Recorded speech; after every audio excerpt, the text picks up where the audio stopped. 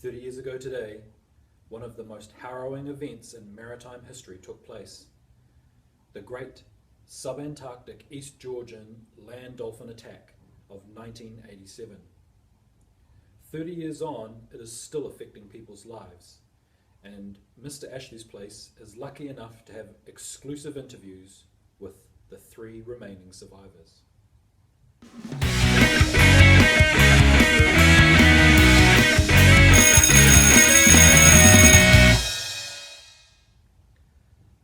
On the 14th of June, 1987, one of the most harrowing incidents in maritime history took place.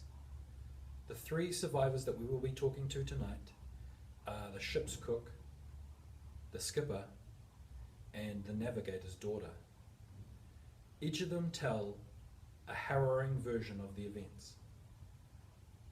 First, we will talk to the cook. Can you tell us a little bit about the incident? Yeah, at the time I was the ship's cook. I've moved on to better and bigger things now. I'm the head of Goose Rentals at Western Springs. The trick is to getting them to come is you need to go ha ha ha, and that generally helps with the retrieval of the goose under rental. But what about your actual experience Sorry? with the Land Dolphin? So what happened is I didn't actually see anything at the time, but I did hear a horrendous scream, like a woman that was in terror. And what I later found out that it was actually the skipper, and he was running back to the ship. So were you actually able to witness anything happening or see the Land Dolphin itself? No, I don't think I saw anything. Thank you for your time, and we appreciate you coming in and speaking with us. No, thank you, mate. If you want to come and get a rental, come down to Western Springs, I do them at a good price. We do the white and the brown ones. It's harder to do the black swans, but yeah, I can probably arrange something. I'll look into it. Thanks, mate. No, thank you. Ginny Wigglesnort was picked up from the Falkland Islands by the ship to join her father for the voyage to the Georgian Islands. Now, it was strongly recommended by the Falklanders that she shouldn't go as she was only a child. But the skipper did not heed these warnings, and she went anyway. We are about to hear her version of the events. How well do you recall the events of that day? I don't actually like to dwell on the event. Have you been to the Georgian Islands since? No. Can you recall the events for us? Okay, yes, okay. Well, what happened is I saw the skipper running back toward the ship, and he was screaming.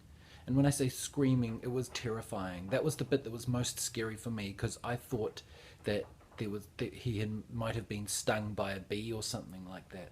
And then I saw the Land Dolphin, and I thought it was beautiful and majestic initially. And I went out and I was going to go and pat it, because I didn't know any better.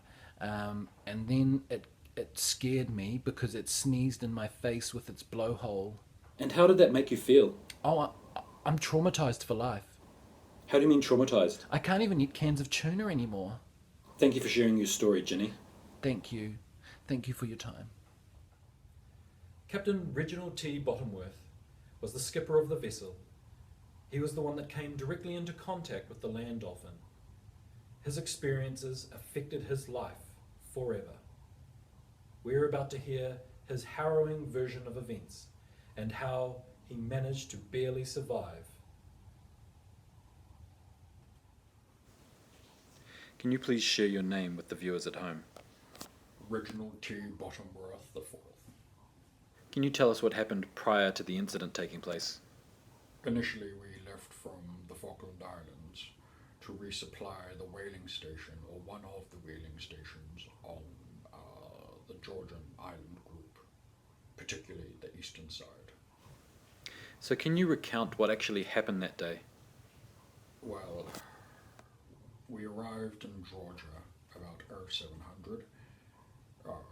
We had been warned by the Falkland Islanders that there were some strange and mysterious happenings on the island, and actually pay any heed to those warnings because Falkland Islanders are known to be notorious liars. So we went onto the island anyway, and at about 12 o'clock I decided that I would move over the ridge inland to find this whaling station. Now, it was a poorly designed whaling station, being inland and away from the ocean. It is well documented that no whales actually ever made it to that particular whaling station. But as I proceeded inland, I crested a ridge, and that is when I saw the Land Dolphin for the first time. It was terrifying. We made eye contact, and initially we were both surprised by one another's appearance, and from then on it became hostile. Now, I looked deep into his eyes and they were black, soulless, and I knew it wanted to kill me. I can't be certain if it wanted to eat me, but I knew it wanted to bid me my death. So I went through the training that we had received from the information center in Falkland as part of the warnings that we've been given, that one of the instructors there told us exactly what we were meant to do to defuse the situation and prevent a certain death. So at that point I proceeded to do exactly as the instructor said in his exact voice, and I'll never forget it to this day. I said, in the direction of the dolphin, You stop that. Don't you do that. Stop looking at me. You go away. You go. Don't make me smack your snout. You go away. but it didn't work, and this only enraged the animal further. At that point, I realized I might need to reach for a weapon, and as I reached, I realized I'd forgotten my pistol and was only armed with a small broken spork.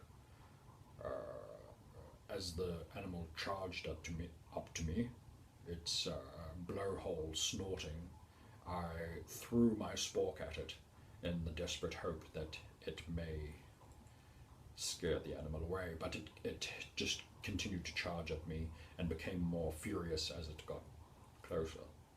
So at that point I began to run, and I knew I was running for my life. Running for my life. So it was also at that point everything became somewhat of a blur. I don't remember much of the event beyond that point, and I've been told many a time by the other crew who find it rather jovial that with every step that I took, every time I exhaled, a horrendous blood-curdling shriek could be heard being exuded from my body. Something akin to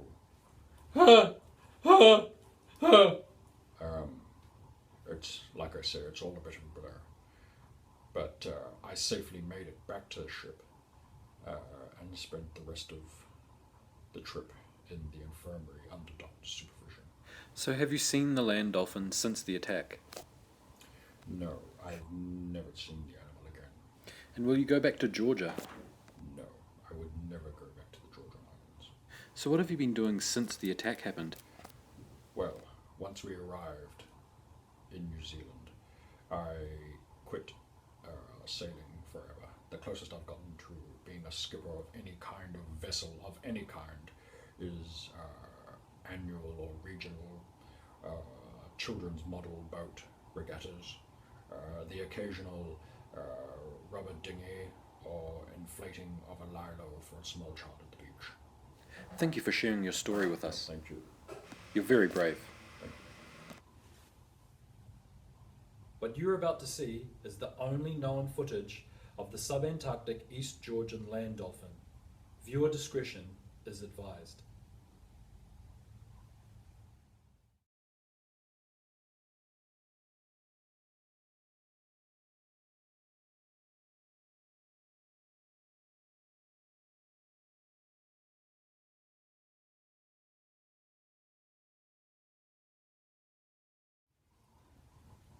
If you like this video, hit like.